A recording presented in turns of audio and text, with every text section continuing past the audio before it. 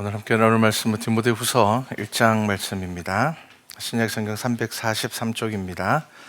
디모데후서 1장 3절에서 8절까지 말씀입니다. 디모데후서 1장 3절에서 8절까지 말씀입니다. 자, 우리 한 목소리로 함께 성경 말씀 봉독하겠습니다. 내가 밤낮 간구하는 가운데 쉬지 않고 너를 생각하여 청결한 양심으로 조상적부터 섬겨오는 하나님께 감사하고 내 눈물을 생각하여 너 보기를 원함은 내 기쁨이 가득하게 하려 함이니 이는 내 속에 거짓이 없는 믿음이 있음을 생각함이라. 이 믿음은 먼저 내 외조모 로이스와 내 어머니 유니게 속에 있더니 내 속에도 있는 줄을 확신하노라. 그러므로 내가 나의 안수함으로 내 속에 있는 하나님의 은사를 다시 부릴 듯 하기 위하여 너로 생각하게 하노니 하나님이 우리에게 주신 것은 두려워하는 마음이 아니요 오직 능력과 사랑과 절제하는 마음이니 그러므로 너는 내가 우리 주를 증언함과 또는 주를 위하여 갇힌 자 된 나를 부끄러워하지 말고 오직 하나님의 능력을 따라 복음과 함께 고난을 받으라. 아멘. 자, 디모데 전후서는 목회서신입니다. 사도 바울이 이제 목회자인 디모데에게 목회의 길을 그리고 어떻게 하나님의 길을 갈 것인지를 가르쳐주는, 그래서 이제 기록한 것이 디모데 전후서입니다.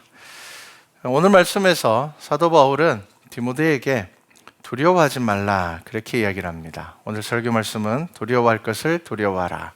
두려워하지 않아도 될 것에 대해서 우리는 두려워할 때가 너무 많습니다. 그리고 두려워하지 않을 것을 두려워하지 않는 것이 참 쉽지 않습니다.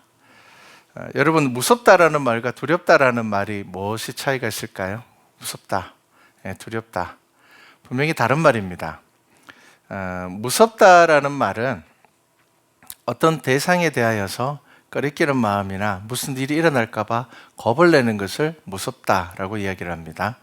그럼 두렵다라는 것은 어떤 대상을 무서워하여 마음이 불안하다라는 의미가 두렵다라는 의미입니다.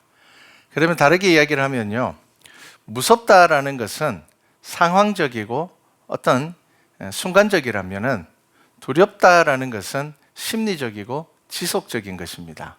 그럼 이게 무슨 차이가 있느냐? 예를 들면 이런 겁니다. 뱀을 무서워하는 사람이 있고 뱀을 두려워하는 사람이 있습니다. 뱀을 무서워하는 사람은 뱀이 없으면 아무 문제가 없습니다. 산에 가지 않으면은 도시에 살면서 뱀 걱정은 안 합니다. 그런데 뱀을 두려워하는 사람은 혹시나 우리 집에서 뱀이 나오지 않을까, 심리적으로 늘 그것에 매여 있고 그것을 생각하는 겁니다. 호랑이는 모든 사람들이 다 무서워합니다. 호랑이 안 무서워하는 사람이 어디 있겠습니까? 그런데 동물원에 가서 호랑이를 봅니다.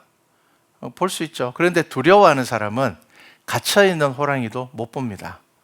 왜냐하면 저 호랑이가 우리를 깨고 나오지 않을까, 이 심리적인 불안함 때문에, 그 두려움 때문에 우리에 갇혀있는 호랑이도 못 봅니다. 이게 두려움입니다. 그래서 무서움과 두려움은 다릅니다. 여러분, 성경에 두려움이 언제 처음 등장했는 줄 아십니까? 아담이 죄를 짓고 난 다음에 하나님의 음성이 에덴 동산을 거닐 때에 아담이 하나님을 두려워하여 피하였다, 그렇게 이야기를 합니다. 자, 죄를 지었습니다. 선악과를 먹었습니다. 언약을 지키지 못했습니다. 자, 그런데 그들은 벌거벗은 것을 깨달았습니다. 당연합니다. 눈이 밝아졌습니다. 그런데 가장 심각한 문제는 뭐냐면요, 그들이 하나님을 두려워하고 그래서 피하게 되었다는 겁니다. 아까도 이야기했던 것처럼 두려움이라는 것은 심리적인 문제입니다. 불안함입니다. 그래서 여러분, 두려움을 해결하지 않으면은 이 불안함이 우리의 삶에서 떠나지 않습니다. 늘 머물러 있습니다.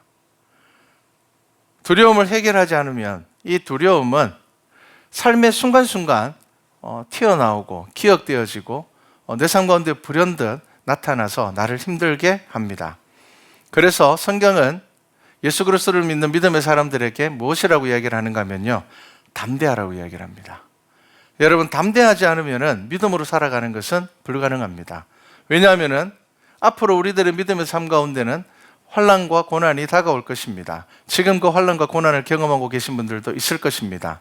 자, 환난과 고난이 우리 삶 가운데 올 때에 여러분 그것을 무서워할 수는 있습니다. 하지만 여러분 두려워해서는 안 됩니다. 사람은 아프면은 힘듭니다. 환경이 어려우면은 그냥 마음적으로 좋을 리가 없습니다. 하지만 여러분 그것이 나의 마음 속에 두려움으로 자리 잡아서는 안 된다는 것입니다. 두려움은 죄가 아닙니다. 하지만 그냥 두면은 이 두려움은 죄가 될 수 있습니다. 욕심도 마찬가지입니다. 사단은 미혹하는 자입니다. 디아블로라는 것은 미혹하는 자입니다. 사단은 직접적으로 우리를 죄에 빠지게 하는 것이 아니라 죄에 빠질 수 있는 여러 가지 생각들과 마음을 우리들에게 넣어줍니다. 그래서 사상이나 이념이나 겉으로 보기에는 아무 문제가 없어 보이는 그런 당연한 어떤 상황에 대한 반응들, 감정을 이용해서 하나님과 우리를 멀어지게 하는 것입니다. 그래서 성경에서 가장 많이 이야기하고 있는 것 중에 하나가 욕심과 두려움입니다. 욕심과 두려움. 자, 그 가운데 오늘은 두려움에 대해서 한번 말을 해보려고 합니다. 욕심은 아까 이야기했던 것처럼 욕심은 어디로 가는가 하면요, 교만으로 갑니다. 자만으로 갑니다. 강팍함으로 갑니다. 그리고 자기 합리화가 되기도 합니다. 자, 그런데 두려움은 어디로 나아가는가 하면요, 책임 전가로 나아갑니다. 거짓으로 나아갑니다. 그래서 정상적인 관계를 무너뜨리게 합니다. 죄를 지은 아담은 하나님 앞에 회개하면 됐었습니다. 그 순간 하나님 앞에 하나님 잘못했습니다. 제가 하나님의 언약을 지키지 못했습니다. 하나님께서 제게 명하신 것을 제가 지키지 못했습니다. 라고 이야기를 했으면 되었습니다. 그런데 아담에게는 두려움이 다가왔습니다. 하나님의 음성이 에덴 동산을 거닐 때에 그의 마음 가운데 두려움이 자리 잡게 되었습니다. 그러자 아담은 어떻게 했습니까? 회개하지 않고 핑계했습니다. 뭐라고 핑계를 했습니까? 다른 사람에게, 환경에게, 심지어 하나님에게 그것을 책임을 전가했습니다. 하나님이 주셔서 나와 함께한 여자가 나에게 줬다는 겁니다. 하나님은 두려워하지 말라는 말씀을 성경 가운데 정말 많이 말씀하셨습니다. 성경에 등장하는 거의 모든 믿음의 사람들에게 하나님께서는 그 말씀을 하셨습니다. 두려워하지 말라. 자, 이 말은 두려움이 우리의 믿음을 무너뜨리는 가장 위험한 것 중에 하나라는 것을 말씀하고 있습니다. 그리고 여러분, 이 두려움과 함께 하나님께서 동시에 하시는 말씀이 있습니다. 그게 뭡니까? 두려워하지 말라. 내가 너와 함께 하겠다입니다. 자, 이 말은 떨어지지 않습니다. 너 두려워하지 마. 내가 너와 함께 할 거야. 여러분, 이 두려움은 하나님과 함께 하지 않으면 해결되지 않습니다. 여러분, 우리 스스로 이 두려움을 이겨낼 수 없습니다. 하나님과 함께 할 때에 이 두려움의 문제가 비로소 완전하게 해결될 수 있는 것입니다. 창세기 15장에 보면은 하나님께서 아브라함을 찾아오셔서 이렇게 이야기를 합니다. 두려워하지 말라. 그런데 이 창세기 15장은 어떤 상황이냐면요, 아브라함이 자기가 집에서 기른 자들을 데리고 가서 도시 전쟁 가운데서 포로로 잡혀가고 있는 롯을 구출하고 난 다음입니다. 우리가 생각하기에는 전쟁에서 이겼단 말이에요. 조카 롯을 구해왔잖아요. 그들을 쳐서 물리치고 조카 롯을 구해왔습니다. 그러면은 승리한 것인데 왜 하나님께서는 아브라함에게 두려워하지 말라 그렇게 말씀하셨을까? 자, 이 도시 국가 간의 전쟁이 있었습니다. 몇몇 도시가 연합해서 서로 전쟁을 일으켰습니다. 그 가운데 롯이 잡혀갔습니다.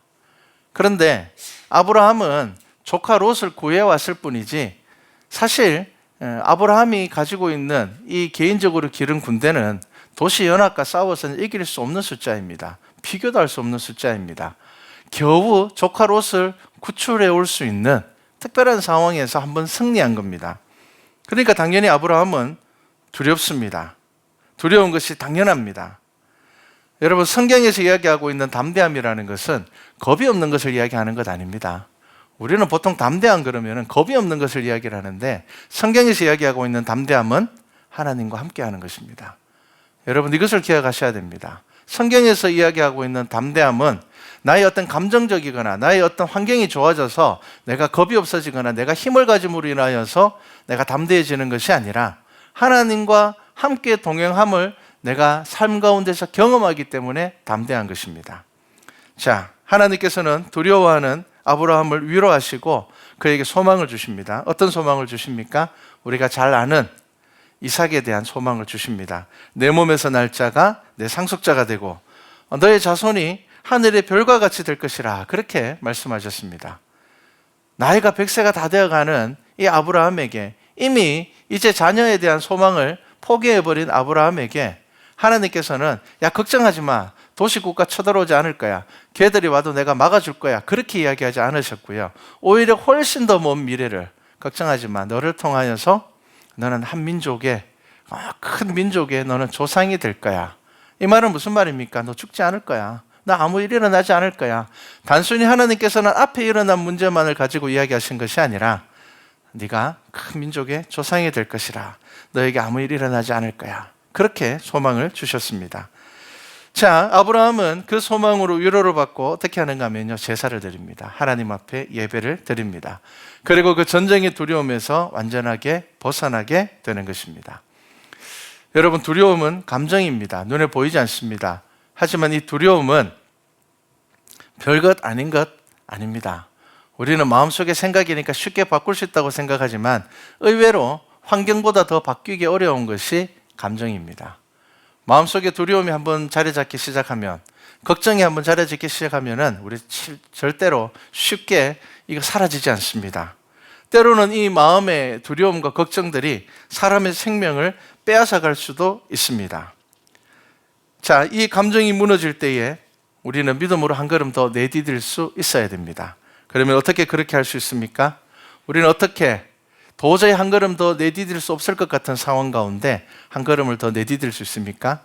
여러분 꼭 기억하십시오. 이것이 바로 연단입니다. 여러분, 연단은 곧 훈련입니다. 여러분, 훈련하셔야 됩니다. 훈련하셔야 됩니다. 여러분, 군인들이 힘든 훈련을 하는 이유가 뭡니까? 전쟁에서 움직일 수 있는 몸을 만들기 위해서입니다. 옆에 폭탄이 떨어져도, 총알이 날아가는 소리가 들려도, 나와 함께 전쟁에 참여한 동료들이 죽어가는 소리가 들려도 지휘관의 명령에 따라서 앞으로 전진할 수 있는 몸을 만들기 위하여서 훈련을 합니다. 특수부대라 그러면은 당연히 뭘 이야기하는 거겠습니까? 훨씬 더 힘든 훈련을 하는 부대입니다. 당연하죠. 훈련의 강도가 더 높아지는 것입니다. 여러분, 성경은 분명히 믿음의 연단을 저와 여러분들에게 계속 이야기하고 있습니다. 그런데 잘못된 신학자들을 통하여서 자꾸 우리 안에 자유를 강조하고 있습니다. 괜찮아, 야, 적당히 해도 돼. 이 자유가 우리의 믿음의 삶을 자꾸 파고들어오고 있습니다. 그런데 여러분 기억하셔야 됩니다. 그것은 성경적인 것이 아닙니다. 지금 우리가 새벽에 출애굽기 말씀을 읽고 있습니다. 하나님께서 이스라엘 백성들에게 절기를 주신 이유가 뭡니까? 훈련하고 연단하시는 것이었습니다. 신앙의 삶이 당연한 내 삶의 일부분이 되어야 됩니다. 여러분, 환난과 절망이 왔을 때에 자연스럽게 나의 마음은 힘들지만, 나의 감정은 괴롭지만, 나의 걸음이 하나님의 전을 향하여, 기도의 자리를 향하여 움직일 수 있어야 됩니다. 여러분, 이것이 믿음입니다. 이스라엘이라는 나라가 1900년 가까이 나라 없이 살다가 다시 나라를 이루었습니다. 여러분, 이러한 기적은 앞으로 인류 역사에 다시 일어나지는 않을 겁니다. 거의 2000년 만에 새롭게 혈통이 유지되고 종교가 유지된 나라가 생겨난다는 것은 불가능합니다. 우리는 지금 200년, 300년 전에 우리나라가 어땠는지도 잘 기억하지 못합니다. 자, 그런데 이러한 특별한 기적이 무엇 때문에 일어났습니까? 종교적으로, 혈통적으로 2000년 가까이 유지되는 것도 놀랍지만 그들이 다시 모여 나라를 만들 수 있는 구심점이 있었다는 것이 정말 놀라운 일입니다. 그런데 이 구심점이 뭔 줄 압니까? 절기였습니다. 그들은 2000년간 흩어져 살면서도 6월절 절기를 지켰습니다. 그들은 하나님의 말씀을 가르쳤습니다. 그들은 하나님의 말씀을 지키기 위해서 노력했습니다.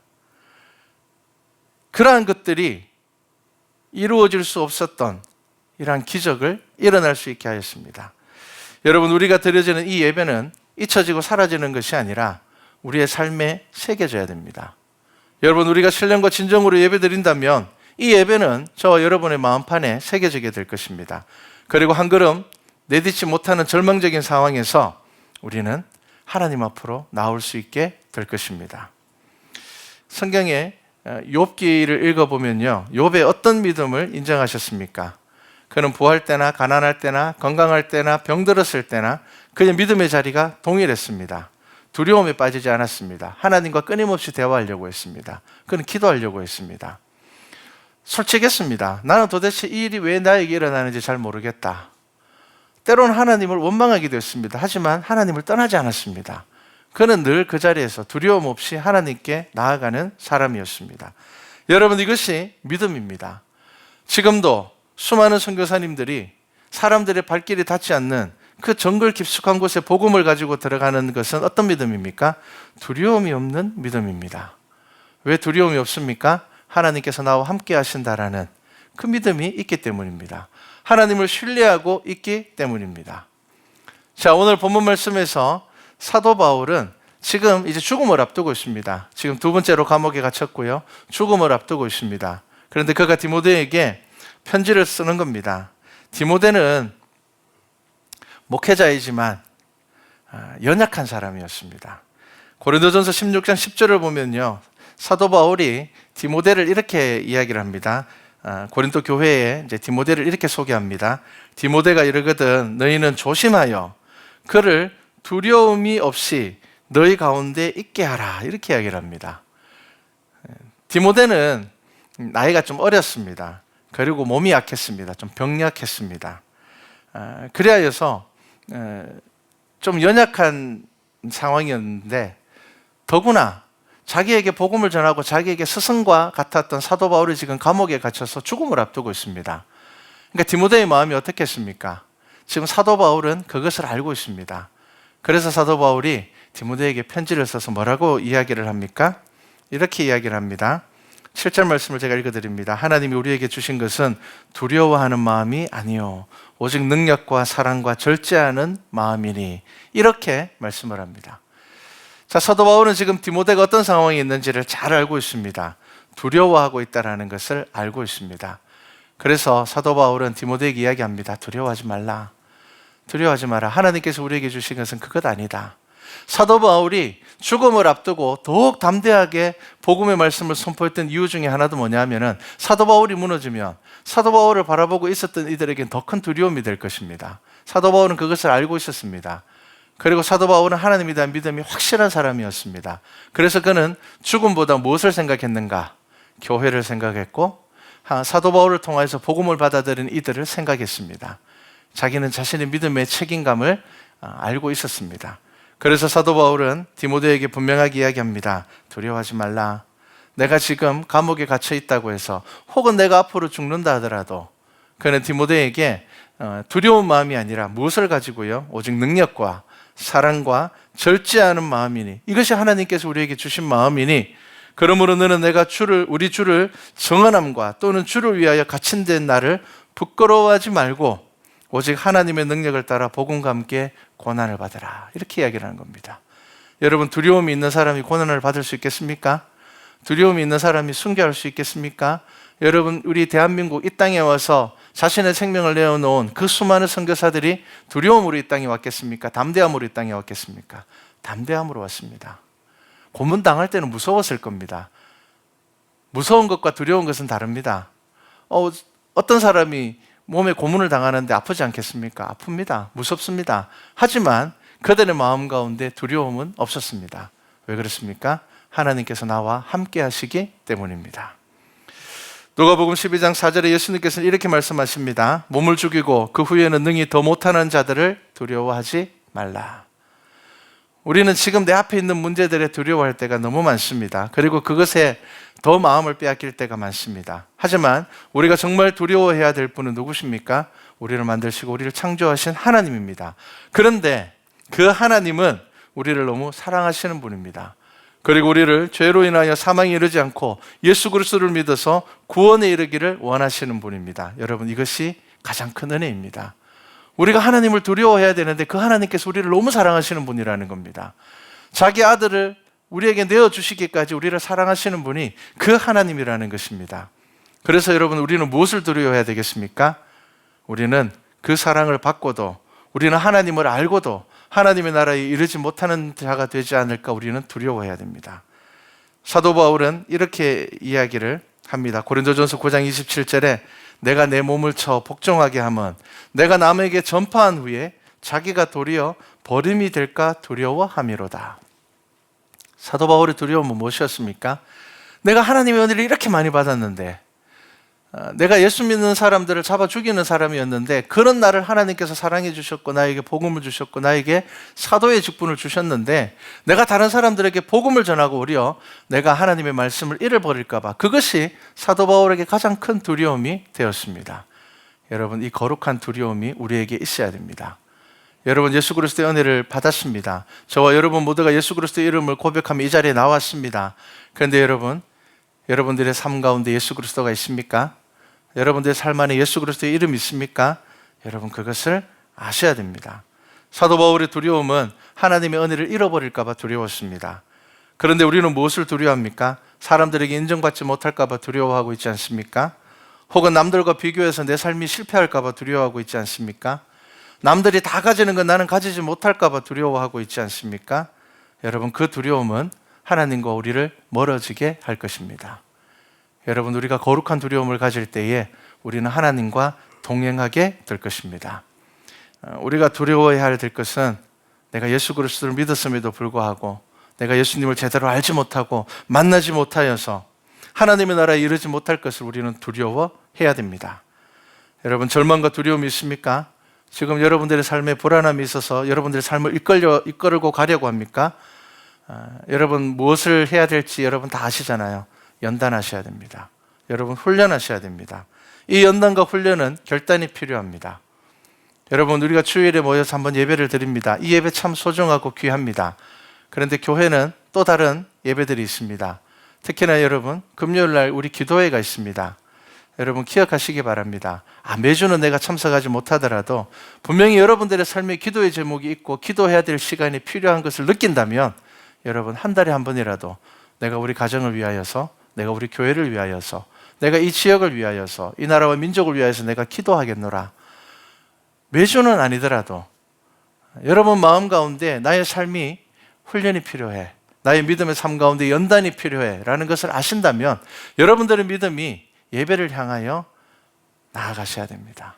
그런데 알면서도 움직이지 못한다면 여러분, 우리는 떠밀려가고 있는 것입니다. 여러분, 75세에 본토 아비 집을 떠난 아브라함과 80세에 다시 애굽으로 들어가는 모세와 광야의 동굴에 갇혀 기도하지만 소망을 노래하는 다윗의 삶을 하나님께서 어떻게 사용하셨는지 여러분 묵상해 보십시오. 여러분, 하나님과 함께함으로 두려움을 이겨낸 사람들이 바로 믿음의 사람들이었습니다. 여러분, 하나님이 나와 함께 하시면 두려움은 아무것도 아닙니다. 두려움과 절망이 있을 때에 여러분, 아시는 방법을 결단하십시오. 늘 기도해야 되는데 라고 생각하시면서 여러분, 기도의 자리를 잃어버리지 마시고, 내가 지금 우리 가정에 기도가 필요한데 내가 새벽에 가서 기도를 했으면 좋겠다. 여러분, 갑자기 내가 매일 할 거야, 그렇게 하지 마십시오. 내가 일주일에 하루 혹은 한 달에 한 번이라도 내가 기도의 자리를 지켜야 되겠다. 그리고 여러분, 그 자리를 통해서 하나님께서 주시는 은혜를 경험하게 되면 여러분 자연스럽게 기도의 자리와 예배의 자리를 더 사모하게 될 것입니다. 자, 여러분, 무엇을 두려워해야 됩니까? 하나님을 두려워하셔야 됩니다. 그런데 그 하나님은 우리를 너무 사랑하시기 때문에 두려워하지 않으셔도 됩니다. 그러면 무엇을 두려워해야 됩니까? 내가 하나님의 은혜를 받고도 예수 그리스도를 믿고도 그 하나님의 나라에 이르지 못할까? 여러분, 우리는 두렵고 떨리는 마음으로 여러분, 거룩한 두려움을 사모하셔야 됩니다. 우리 그러한 믿음으로 우리 삶 가운데 연단함으로 인하여서 한 걸음 한 걸음 더 하나님의 나라를 향하여 갈 수 있는 우리 말씀과 찬양교회 성도 되기를 주님의 이름으로 축복합니다.